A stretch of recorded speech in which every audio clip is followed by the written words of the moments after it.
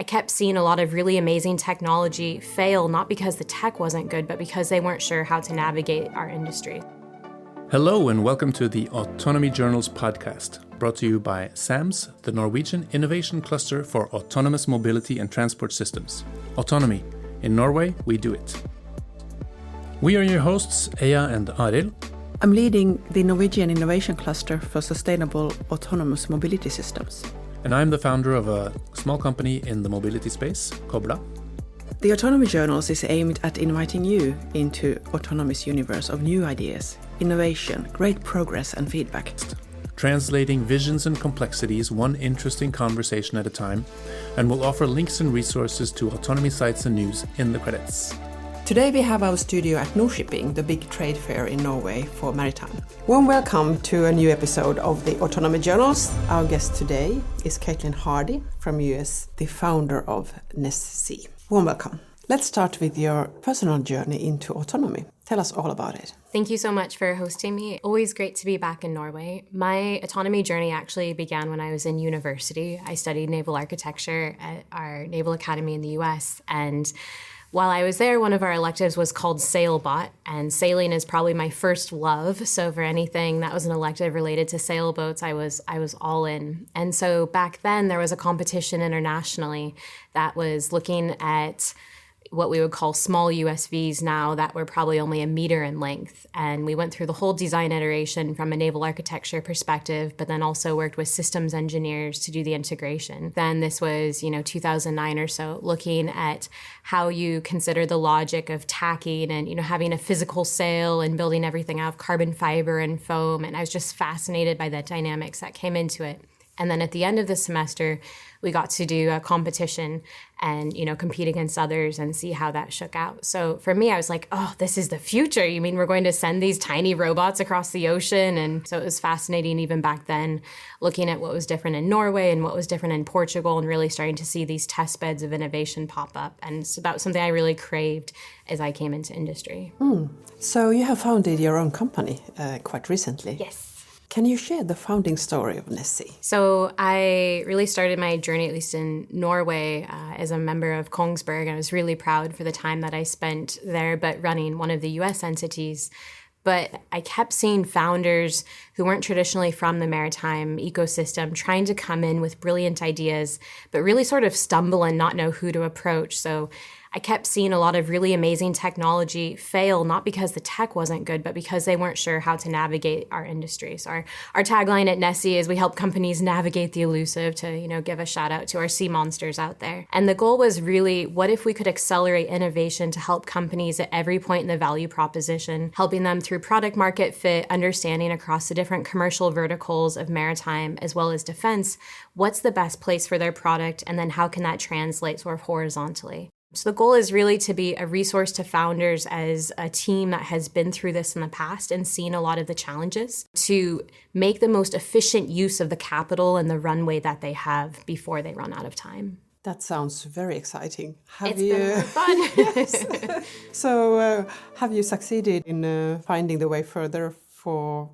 your first customers? So we're not quite a year old, and it has been a really fun journey. We're working with companies from hull cleaning robots that work autonomously while underway, to companies that are doing radar target classification in real time, starting out in recreational and now working in defense and commercial, to looking at the human element side of operational risk behavior for seafarers and using voice analytics. And what does that mean to understand how someone is doing? There's unlimited potential of the value that our industry can leverage that doesn't necessarily replace people. That's not the goal, but that makes people safer at sea, that better uses the money that operating companies has, and ultimately gives people back more time with their families. There is an ongoing transition and transformation towards increasing technology on vessels and throughout the entire maritime industry. What are the main movements? Autonomy is not necessarily anything new, and AI and autonomy have become such buzzwords. I think they're thrown around probably too liberally for where there are technical definitions. But at large, I would go back to those building blocks of looking at, the 70s of dynamic positioning really coming out of the Nordics here. And all those different integrations from a machinery side, but then all the way up to the bridge of looking at situational awareness and how those come together. And so I think some of the earlier companies we saw on the maritime side were really focused on that situational awareness equation of, do coal regs come into place? Is this something that we need to be considering? How do we navigate if someone's not on the bridge? Or how do we have that assisted mode where we're supporting the decision-making process and reducing, I talk a lot about task saturation. How can we reduce all of the things that we're asking of mariners? And so I think that's an area where maritime has come a significant way. I think one of the biggest challenges that we can continue to have, and it's exciting to see progress with projects like Reach Subsea, is on the machinery automation side. How do we create vessels that can go to sea for potentially months at a time? And what does it mean to service those vessels when they come back? Development has also been the dual use of technology, defense side and the civil side. How have you seen this development under your time in maritime? There's a few ways we can sort of look at that, but certainly with the invasion of Ukraine by Russia, that really accelerated what we saw on the USV side. I started to see a shift of, there were conversations taking place in defense about, are we going to have robotic ships? And people would sort of scoff. And at least in the US, there was so much hesitancy towards robot ships. And so meanwhile, the commercial side, Yara Birkeland and Asko Autobarge, these projects were continuing and are really starting from a sense of working to solve a problem, not autonomy just for the sake of having autonomy. But with the invasion of Ukraine and seeing the grit and stick-to-itiveness and iteration cycles that they've had, you're now seeing so many autonomy companies pop up in the US space, in the US, in Britain. We're here at Nordic-pioneered, and I'm really fascinated by this week is to understand where is the overlap now between commercial and defense. Commercial has been so largely regulated, by the IMO. We look at mass code. We look at the different ways that it's being structured, where in defense, we have, I would say, a more open plate. So would you say that the defense side accelerates the development? Absolutely. So for the startups that I'm seeing coming out of the US and out of Europe right now, I think one of the interesting things is around the valuations. In the US, we saw a significant consolidation of traditional primes, traditional defense OEMs in the 1990s. And so with that, there hasn't been maybe the type of innovation that you would see somewhere like Silicon Valley. And so to see more the Silicon Valley style come in and some of these new entrants is really accelerating the curve of what's possible. And I think the way that that translates into commercial maritime is defense, even though the world is moving in a very unpredictable way geopolitically right now, the funding isn't necessarily there. There's hope and there's policy making that's taking place, but we're not necessarily seeing these USVs being funded to the level that companies would hope for the investments they're making. And so because of that, the dual use nature means that a lot of these companies are also looking at how do they navigate into the commercial world. There are more or less autonomous vessels of different sizes sailing in the waters today. Can you provide an overall status? What's going on the seas? I see a lot of companies that have these smaller vessels, and they're doing a lot of work around maritime domain awareness and sensing. But it's really an awareness for port security, for doing coastal mapping, things of that nature. As we start to move up, we see more the work related to, say, inland barges, the Asko auto barges, where you, of course, still have a human in the loop. You have remote operation centers for all layers, all levels of these types of vessels. And that's a very interesting size because you're also starting to see on the defense side vessels that are capable of very high speeds. So we're looking at vessels that are doing, say 25 to 40 knots, which is moving quite quickly. Within the defense side, that sort of small to medium transition. On the medium side, what I think is fascinating is where we saw the shift of the US government beginning to take offshore supply vessels and convert them into, painting them gray. And so the first one that this happened to was an existing OSV where everything was stripped out and repurposed for military use.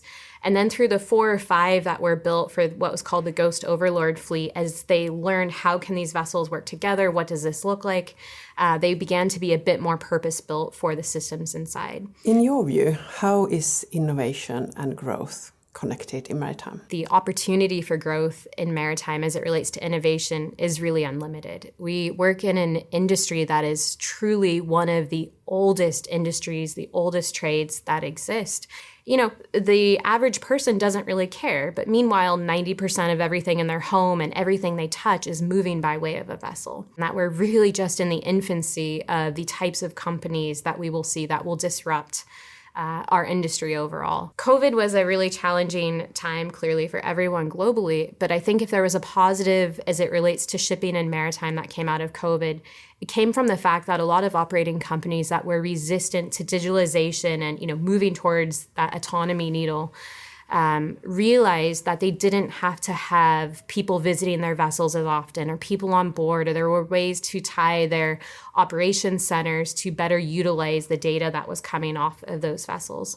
I think we also look at things like Starlink or satellite internet and that amount of data that can then inform operations. And so right now I'd say the growth potential is unlimited. And so I think the sad and negative stories are the ones that get highlighted, but we need to spend more time telling the world about the really exciting things for our industry. And that's critical for the workforce development piece, because there will be no growth and no innovation unless we're able to attract the next generation of talent.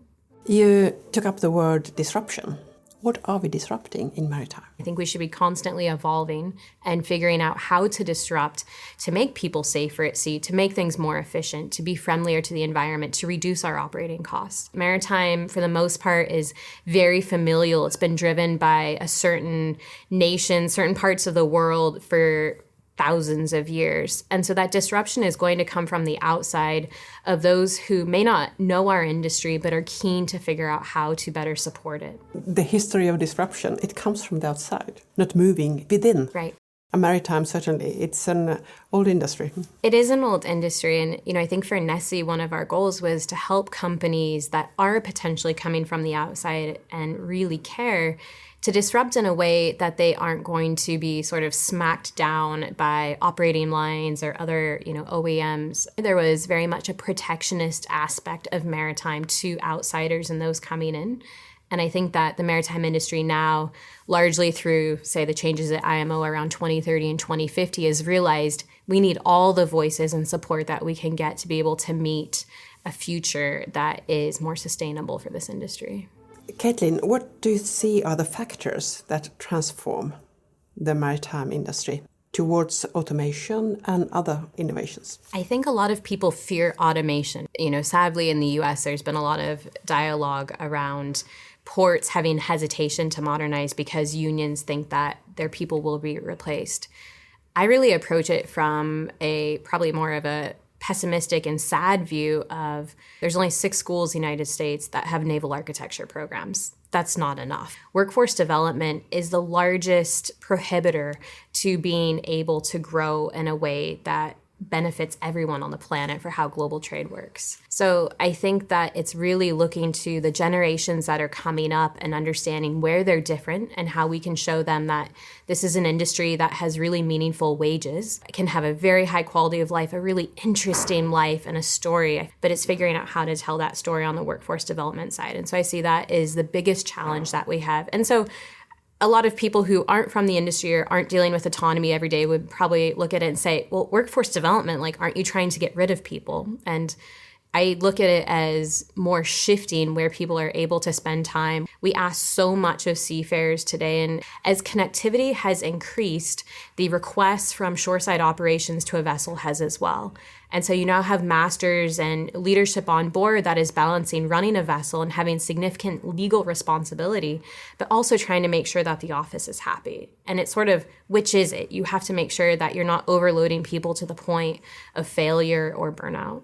We have mentioned that people are scared of the robot vessels. Anything else? Lack of collaboration at times. That's something that historically the maritime industry hasn't done well. On the commercial side, It's looking at commodities. So whoever has that edge for being able to move things more efficiently or more quickly or having that intel is going to be the one that ultimately wins out. And I think that's really where we see a shift that needs to happen. Earlier in my career, I had spent time at one of the first startups that was looking at maritime machinery failures using AI and ML. And one of the biggest challenges there is with operators, they are excited because they can prevent a catastrophe from happening on board. But then you look at the OEM equation, and it's not that the OEMs want their equipment to fail, but if you figure out how to extend the life of something, well, what does that mean for the replacement of that certain component later? You know, in a dream world, it would be understanding how you can bring more collaboration around data sharing for the mass amounts of data that are being collected so that we can learn from those models, both to figure out how to better drive vessels and optimize, but also so that we're reducing the amount of replacement parts, you know, and spares that we have on board. You took a lack of or too little collaboration as one of the hindrances. What are good ways of creating collaboration? Tell us how you do it. You know, I think with Nessie, we're really here to help support companies because we believe in the larger mission of decreasing emissions, making people safer at sea, reducing costs. I'm seeing this in a lot of the conversations that are starting to emerge in the maritime venture capital markets. And that model, they're more willing to share together because there's so much risk to go out by yourself. And I think maritime has a bad habit of trying to do this of, oh, well, we'll just build our own software team and we'll just build this application. And it can be hard to attract the best talent when you do that. And so I'm seeing more of a willingness for companies to share data in those types of situations, that if they're more willing to share, the actual opportunity for everyone grows and there can be room for, you know, as many players as exist today. Environmental impact. How can tech make the world a better place? There's so much opportunity for tech to make an impact. We don't even have to change the technology we have today. Just getting to a point where we can optimize things like routes that vessels are traveling on. Looking at how long a vessel is sitting outside of a port, right? If there's a lot of congestion that's taking place and if they're running, you know, on their generators while they're there. At some point, we will have raised the bar that we've optimized to a point where we don't have a lot of this unnecessary waste. We are going to rely on data because these models are able to process so much more than my intuition. But I think we're also seeing a lot of novel technologies that are looking at future fuels and also the fuels that we have today. And so when we have the conversation around hydrogen and where's it coming from and what's the safest way to transport it, we have engines that are very efficient to run on LNG today. And technology like this actually would then make LNG or natural gas completely zero emissions in the downstream. And so I think it's being open to these, I'm going to call it a long intermediary solution that could be, say, 5 to even 50 years. But you have to be willing to take those risks and make those shifts to eventually get to a better overall place of raising that bar. Digitalizing and getting higher technology on board also means increased risks in security. Can you elaborate a little bit on that topic? As we start to sensor up and connect all these different systems, especially for existing vessels that are not new builds, we are potentially adding a lot of threat vectors. And so when you consider the different ways that you're pulling data from APIs and sending it, you know, considering, well, what does it mean when your engines and your gensets and, you know, your different navigation systems, and these systems have become more and more complex where, you know, I think most operating lines, a vessel should probably have a software engineer on board, is not probably too far of a cry. And so I think that's where it's really critical to ensure that you have strong cybersecurity protocols internally and that you are up to date either with internal or external support. Something else that I'd add, because the age of a vessel could be decades old, you may have operating systems on board that are no longer protected, right? They're no longer able to be patched. And so what does that mean for, as you're introducing new technology and connecting a system that was never meant really to be connected to the internet? I'm also thinking of shipbuilding. It's especially big ships. You can hide a lot of technology that hasn't been ordered in there. Exactly. And you know, going through the supply chain provenance of where are all these different components coming from is also quite scary to think about. Ships and vessels of all kinds are going to be automated, function after function. Then there's a need for change for the seafarers, of course, but I'm especially interested on the change that the decision makers on the maritime industry need to go through. For decision makers, I think there's this really crucial point of having a strong enough understanding of the tech themselves, but to understand what they're asking of their seafarers. So as systems are added on board, is this adding to someone's daily routine, or is this reducing the time that it takes them to do something? Is this making someone safer, or is this potentially making them less safe because this is now an additional routine or another screen they need to look at that's taking them away from actually having their eyes looking outside for more awareness? Your mission is to help small companies meeting the big sea monsters, the big maritime companies. What's the benefit of collaborating for the big ones with the startups and vice versa? The benefit for companies working with startups that I see is they are able to get access to some of the best talent and some of the hardest workers out there. And so for companies to be able to take that type of energy and passion and people who really want to move the needle, that are going to try to see something through to a better end state, I think that's a very noble cause that operating lines are starting to transition from seeing them as a threat, but more as a partner of how can we come together and make a better end state. Change management is something that's really, really hard. And I think finding the seafarers on board, through all ranks is really critical to bring them through the process. I think the difference today, and this is largely because of satellite internet, is connectivity has shown that we are able to give better insights and improve the quality of life of those on board. And so it's really understanding what is that end state. Don't do autonomy just for autonomy's sake, or don't do new tech just for new tech's sake. What is the problem that you're trying to fix? What is the capability that you're giving them that is beyond what they had before that improves their life? You are in the middle of the disruption and the transformation that is happening in naval.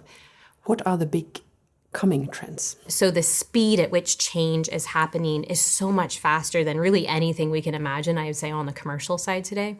But as it relates to defense, the capabilities that we are seeing and how systems are connected, capabilities that we're seeing just from as more and more of these vessels go to sea and being able to understand the missions and what they're capable of, building that data set to be able to better predict behavior, it just gets to be a tighter and tighter for the mission of what you're trying to accomplish.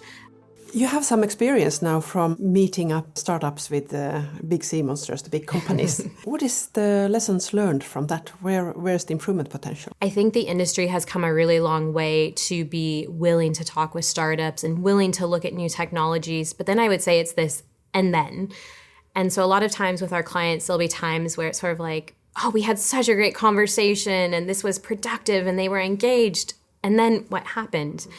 And everyone has a million things going on in their day job, but I think that for operating lines, it's a real opportunity to ensure you're not wasting time. It's great to take a conversation with a startup if you're curious, but set the expectations in the beginning of, we're happy to meet with you, but we either don't have the funding right now to progress beyond this, but it's great to have the connection for in the future. And so every conversation they take is really an investment in, is this where they should be putting their time? And so I would challenge operating companies, if you're talking with startups, to stay engaged and to really set the expectation of what that engagement looks like.